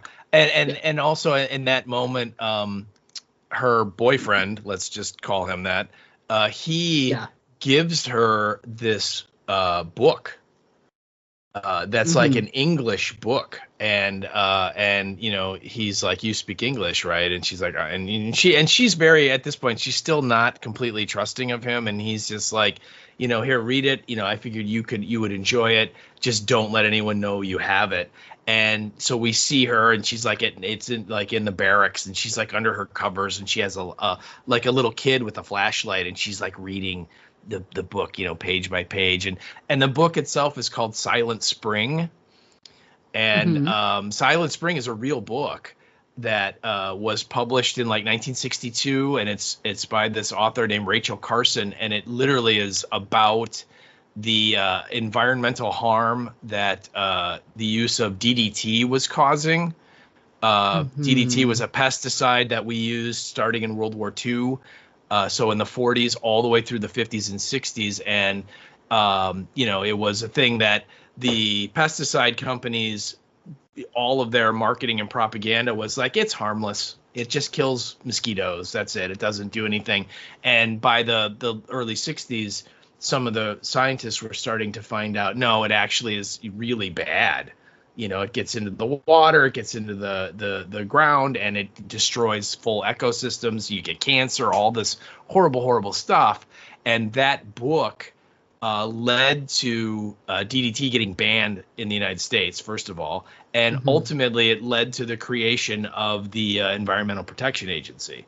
And so as a result of that book, it like got the government interested in like, maybe we should take care of the land and the water and the air and not let companies just pump whatever crap they want into them and so on. And I think like this book was like named like one of the 25 greatest science books of all time in a survey that Discover magazine did in the early 2000s. So it's a real book, and it's an environment. You were just talking about, you know, the environment and stuff. It's about that. So right. So it's interesting. And of course, as you would expect, she gets caught with the book. Of course. And they drag her and they put her in a cell, right? And then this woman shows up and wants her to like sign some confession that says her father was associated with all these other scientists that the government wants to like get rid of. And she tells this woman what she can go do with herself. And and they like that, doesn't she like dump, like she's like freezing in this little cell, and she like dumps this bucket of cold water on her and leaves her there. And the next scene, she's like, you know, like feverish and delirious, and she's in this vehicle, and these two soldiers are with her, and they drive her up to the military base with the big antenna, and they're like, we need your help. And, you know, the government doesn't trust you and doesn't like you, but your area of expertise in physics, we need your knowledge. And they tell her, if you go into this base, you'll never leave. That's kind of the trade-off because it's so top secret. And she's like, right, without hesitating, she's like, I want to go in. and they kind of look at each other like, oh, you don't want to take a minute to think, oh, okay, I guess we're doing this. And so she gets into the base, which again is all part of the plot and everything. But I did want to mention A Silent Spring because it is a real book, and it is about the you know, the dangers of environmental harm and stuff. So anyway, now we finally get to the headset. And I know you made this a note, and wow, what a cool scene. It's a great scene because it starts off so innocently. You know, it's Jin is at Jin is at Vera's house and is, you know, there with her mom, and they're going through some of her things, and you know, her mom is basically giving away her things and wanted Jin to sort of have her choice of stuff, you know, like she holds up a thing of Einstein or whatever, some scientist, I could tell, and it's she's Einstein, like, and he's sticking his tongue out. Oh yeah, that's right. I couldn't remember what the picture was. And she's like, you can have that.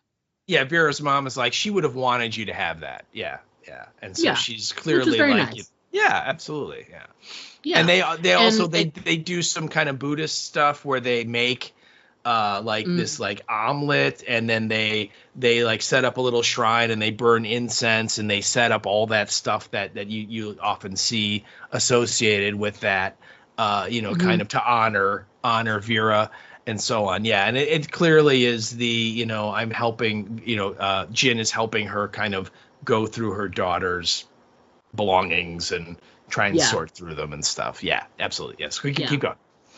Yeah, and so it's just a normal scene. She's got a couple of books in her hand. She's got the statue, and then she starts, asking her mom questions. Was she troubled lately? Was there anything going on? And she's like, no, not at all. And then, and then she asks, she asked Saul about God. And her mom is like, really? And she's like, yeah. Has she asked you about God or talked about it at all lately? And her mom's like, we're a science household, so we never talk about that at all. And so that was very interesting. And of course, because, it hasn't been explicitly stated, but you pretty much suspect at this point that this is Wang Zhi. And so you're like, oh, okay, well, yeah, she's a scientist, so that gives me a little bit more, it is a little bit more fuel to the fire that this is actually Wang Zhi.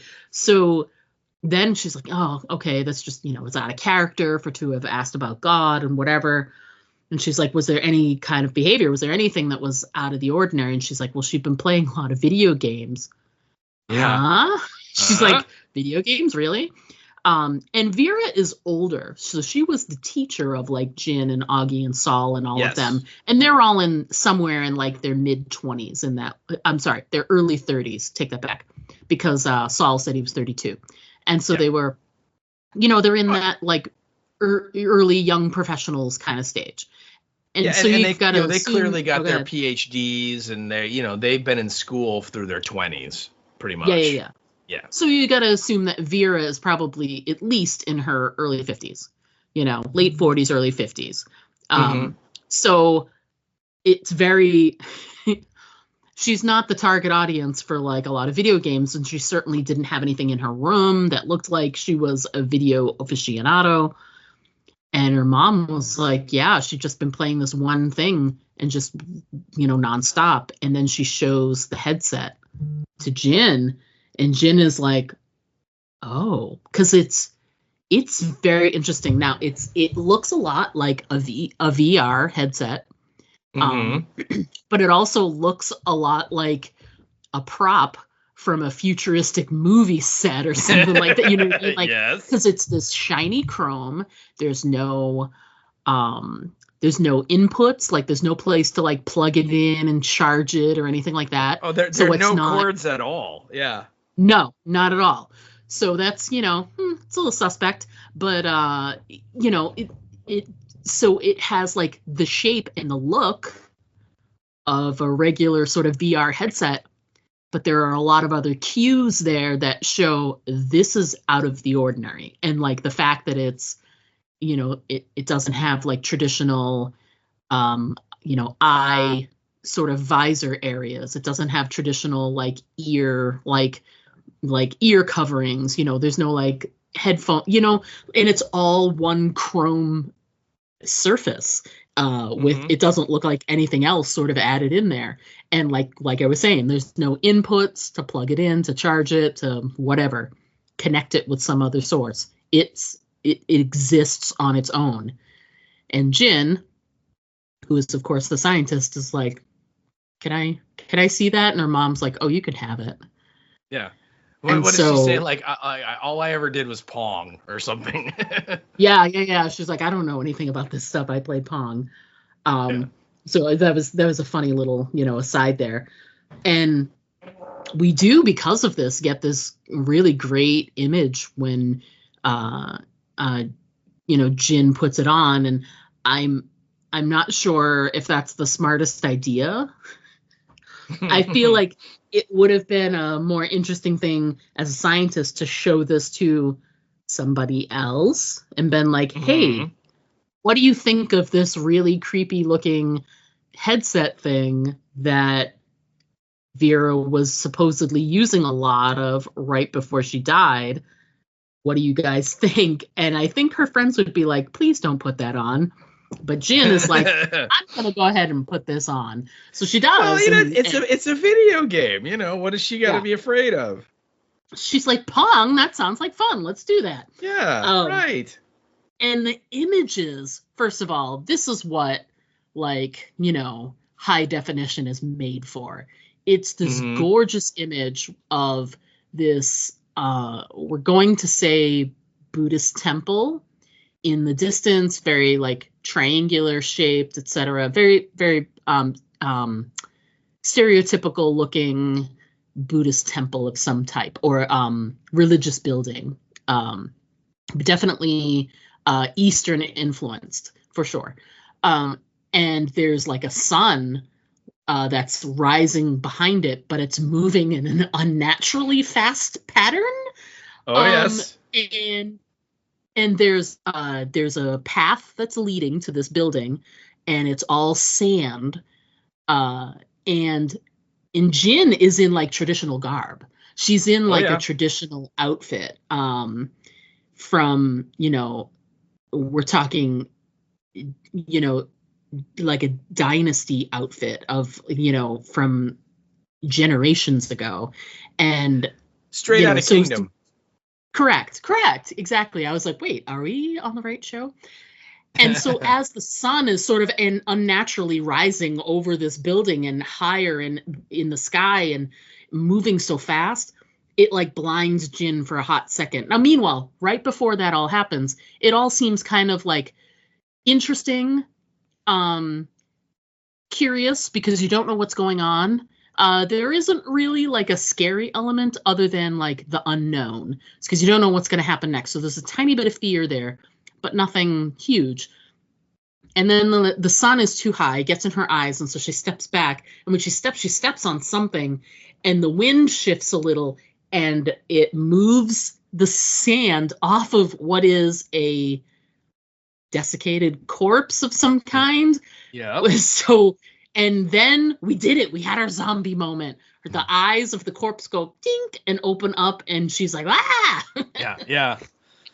So, and also when the sun comes up, you kind of get the sense that the temple and everything that's in the distance is getting the sun is it's so hot, it's damaging it, and it's that is coming closer to her, and that's what the wind is blowing, and you know what I mean? It's she definitely is oh, this isn't good. It's not like you said, a normal sunrise. And so she turns and tries to run in the other direction. And that's when the wind is now blowing really hard. And this body is revealed, and it's, you're right. It's desiccated and clearly, extremely crunchy and dry. And then both the eyes open and that's it for her. And she's like, off with the headset. I'm done. Yeah, exactly. She's like, I'm finished with that. But I strongly suspect that her using it at all has sort of, I get a real The Ring moment here where now she's, the end of this series is going to be her with someone, she's putting the VCR into the movie to make the copies so that, she doesn't die. Yeah, exactly. Yeah, I don't know. And the other thing too is when she first gets there in this weird VR world, she hears and sees the words level 1 appear like a video game would. And so but that's the only kind of interface at all that she has with any sort of, oh yeah, this is a game, I wonder what I'm doing. After that, it's just her in this world, and she's kind of looking at her hands and looking at her outfit and wow, this is really freaking awesome, and then she sees the temple, and then the sun starts coming up, and she's like, that's neat. And then it's oh, it's turning icky. Oh, I should get out of here. And then she turns around and, oh, there's this weird body. Oh, it's alive. I'm done. Yeah. It was sort of definitely an escalation of Yep. Game over. Yeah, I'm done. Yeah. And but done. Yeah. And when she first puts it on, remember it shows her eyes, and they both merge into one eye, and then her pupils dilate. And so, I definitely get the sense that by her putting it on, it's like, was that a good idea? Because now, like, whoever made that, like, they like know you're playing, and the countdown thing and all this stuff, right? You're like, is this a good idea? But again, there's no show otherwise. So good for you, Chin. Yeah, good job. Way to put the scientific method to test. Exactly. Right. This is what she was doing before she wanted to kill herself. I'll just put it right on. It's fine. Yeah. I'm sure nothing bad will happen. No. I wanted to. The last two points that I had were these two great quotes that happen not very far from each other, but Benedict Wong, the investigator, has this great moment with his he's got a co-investigator with him, but he's clearly the lead. And his partner there, Collins. He and Collins, thank you. They're chatting a bit about something. He's getting into the elevator, and he's like, "Be glad you're not a scientist right now, man." He says, "Shit time to be a scientist." And I'm like, he's not wrong. He really is not wrong. Yeah, it is a shit time. I think they're talking about Jonathan Pryce's character, and we kind of get a little expo on him, that he's this guy who is very smart. He dropped out of school, and he inherited his father's petroleum company, and he's like a recluse, and no one has seen him or written about him in 30 years. And then they ask him what happened to the helicopter, and he's like, we lost it. There was a satellite malfunction. And then I think his boss is like, my satellites don't malfunction. And but anyway, you kind of get a little bit of info on that character, the Mike Evans character that we mysteriously meet in that one scene. But I do love it when he's like, it's a shit time to be a scientist. Yeah, that was a fun line. So let's talk a little bit about what about your next point there, Red Coast Project? Let's chat about that a bit. Yeah. So they after the headset scene, and then we get that scene with Benedict Wong, then it jumps back to China in the 60s, and we see the she's in the base, and they're going to conduct this test with the satellite dish, and they align it to some coordinates, and then they, beam some signal or something. And you see all these birds go like crazy in the valley, and they all start flying into the satellite dish and dying. And it's, horrible. And the test is over. And then the next scene, she's talking to the guy who runs the project and the chief engineer. And she's already figured out what they're doing, and they're like, we've brought you here because we're going to tell you what we've decided. We're going to tell you what the mission is of this base, because we need your help to make it work, and we've decided you need to know what we're trying to do if you're going to help us.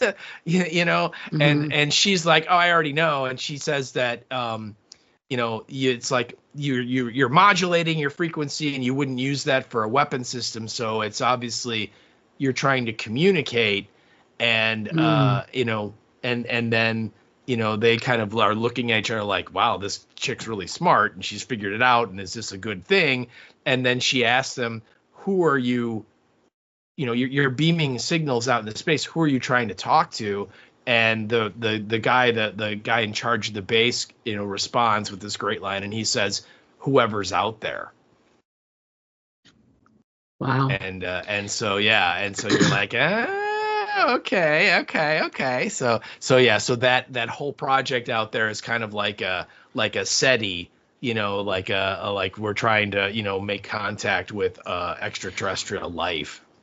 Yeah, which is very interesting considering what it may have in terms of connection with the modern day. So I'm very, very curious to see these storylines line up a little bit. Our final scene of the episode is the greatest scene of the episode. And second greatest for me, but yeah. Okay. But it was the one scene where I was really like, if I had a chance to watch that scene on IMAX, it would have been amazing. Oh, yeah. It would have been like being at like a planetarium. So Augie got the prediction, go outside and look at the sky at midnight tomorrow night, and the universe will wink at you. The universe will wink at you, and you'll get your, whatever, your proof or what you're looking for, whatever. So she's brought Saul along to do this. And like you were saying when we were talking about this a minute ago, she brings him along as scientific proof because she wants to make sure if something happens, she's not the only one that sees it. Right. And it's a hilarious scene because they've only got like 2 more minutes and he is clearly stoned and he just keeps babbling. He's like diarrhea of the mouth. Oh, and yeah. She's just like, shut up, like stop talking and look at the sky. Like, well, you're here to be a scientist, observe. he kind of thinks that like she maybe asked him here for like some sexy fun time. Yeah. And she's just like, no, that is not, no, stop it. It's not going to happen. We're not now. It's like, I need you to focus. Yeah, no kidding. We don't have time for this shit right now. Exactly. And then so finally he's like, all right, fine, I'm shutting up. And then just as the clock turns, I love that they showed their reaction first, and they're both like mouths agape. Oh my God, I can't believe what I'm seeing. Mm-hmm. And you can see that there's something bright happening. So they show the perspective, they look at the sky, and it's like every star in the entire galaxy lights up all at one time. Mm-hmm. So it's super bright, and then blink, blink, blink, blink, and it turns on and off like a switch. Yeah, it's crazy. It's so crazy. And what's, like I was saying, it was so, I think that scene in IMAX would have looked amazing. It would have looked so cool. So not only is Saul like, oh my God, so she's like, you can see it too. So he can see it, she can see it. So what does that mean? That's interesting. But then they're sort of standing there trying to figure out what it is they're looking at the same time, Benedict Wong, who I swear by the next episode I'll mention him by his character name. I'm so sorry, folks. But anyway, he comes like running up a set of stairs to the roof of this building he's working out of with the Liam Cunningham character, the Wade guy.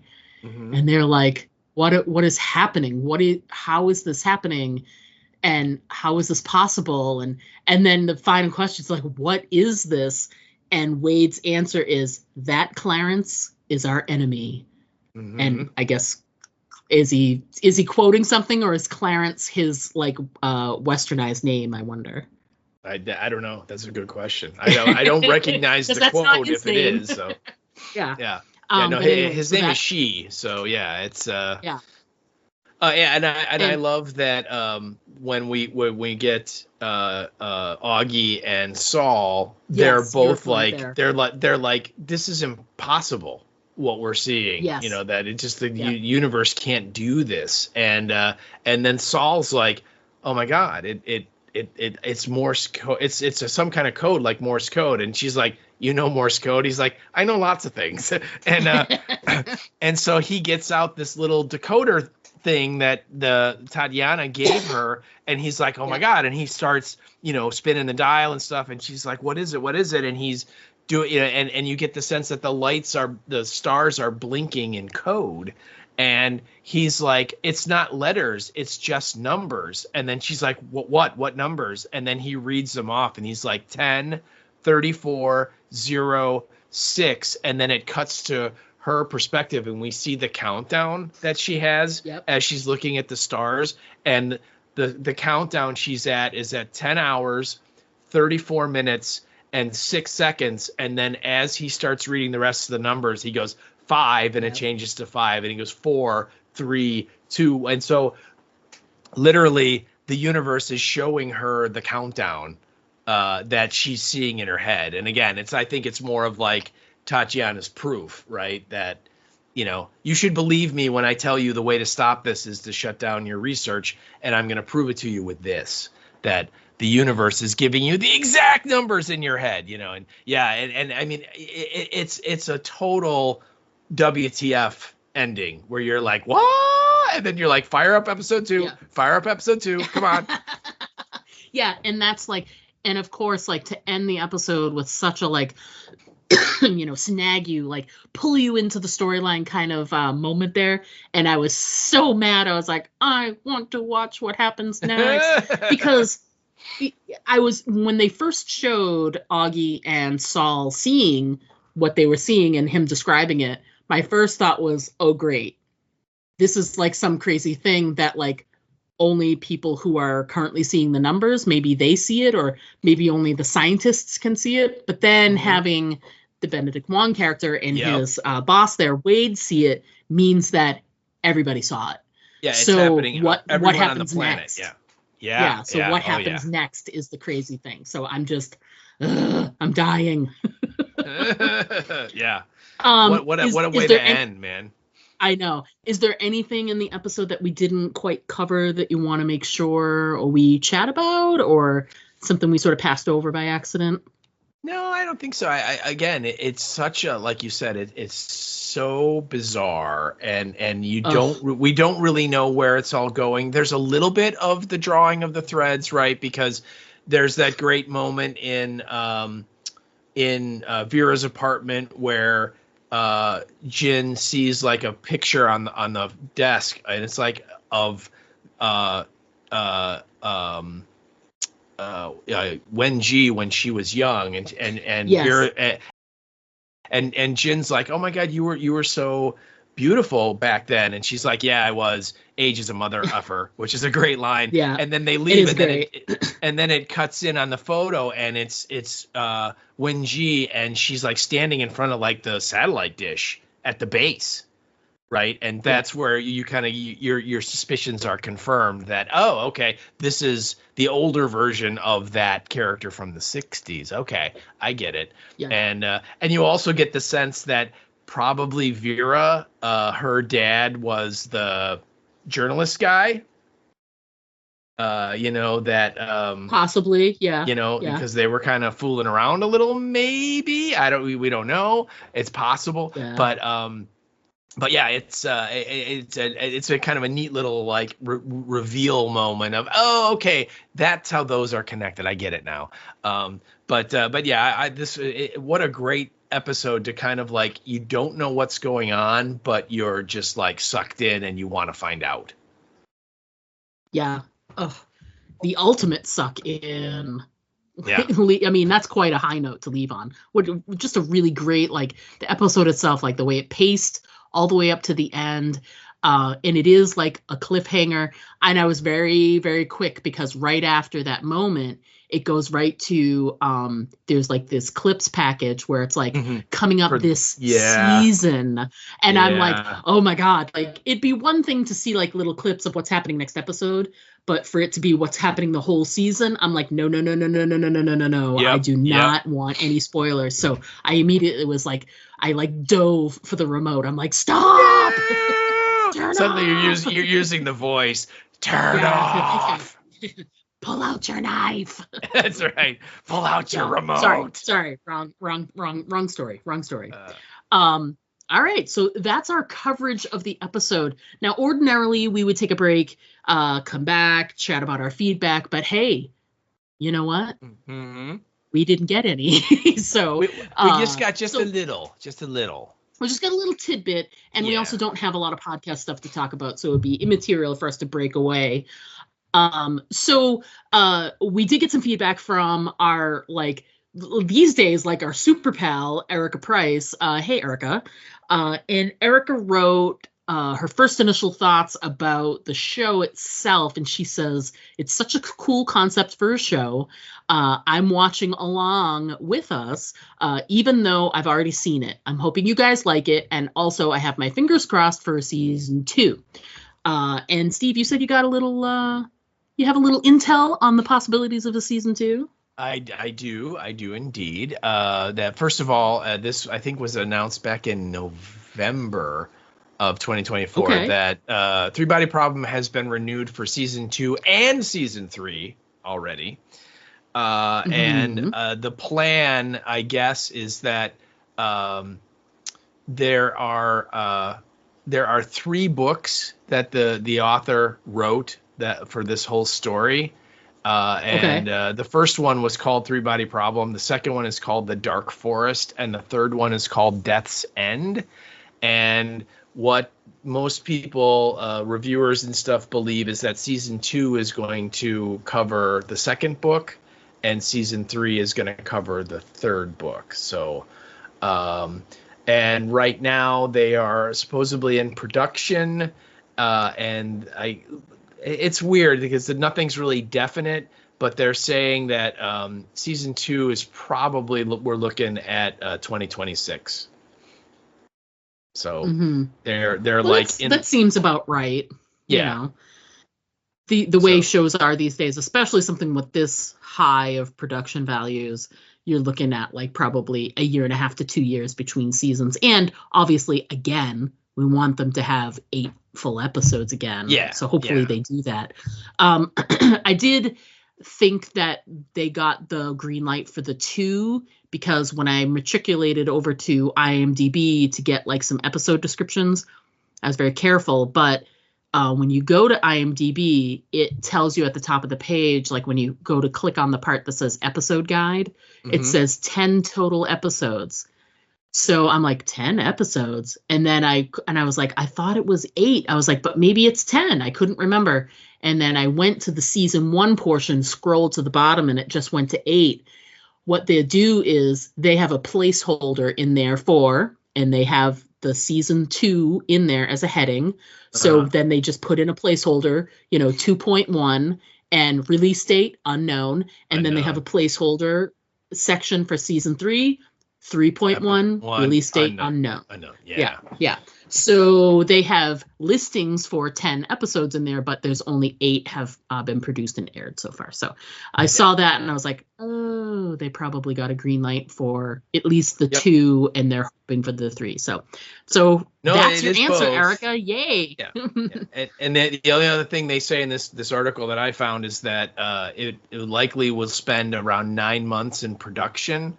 And the soonest they thought that Weiss and Benoff thought they could start would be, and I'm using air quotes, fall of 2024. But it doesn't say if they've actually started yet. And that's why the reporter here is saying most likely we're looking at 2026 because it's going to probably take most of this year to just make it. So, but the good news is we're gonna get more episodes. So it's more's coming. Which is great to hear, and I hope that knowing that doesn't like affect the viewing of the rest of the season for me, sort of knowing that there's more to come. But I it's fine. I won't let it affect me mentally. I'll let other things affect me mentally. I was gonna say, you have so many things affecting you mentally. This really won't make a difference. Yeah.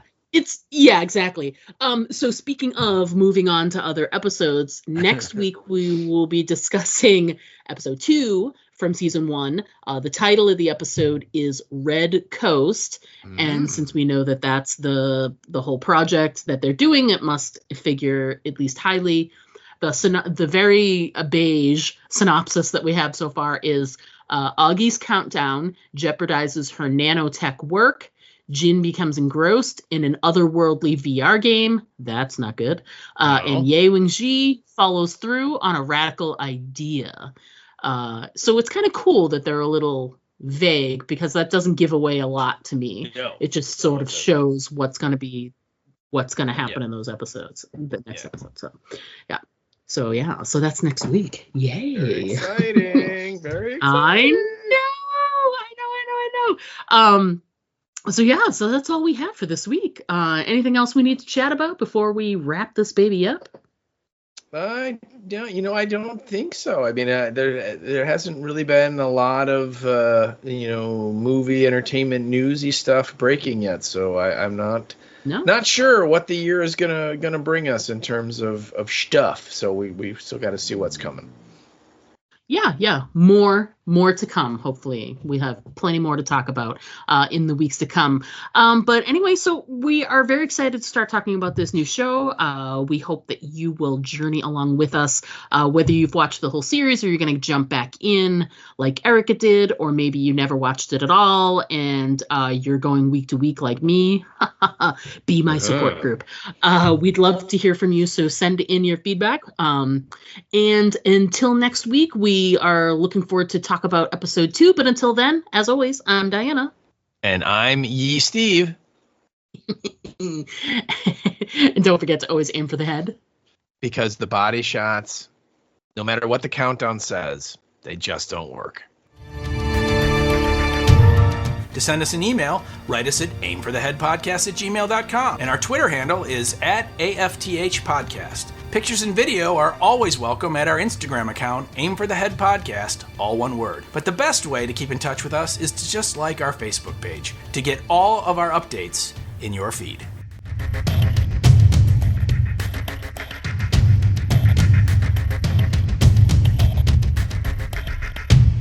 Hi, and welcome back to...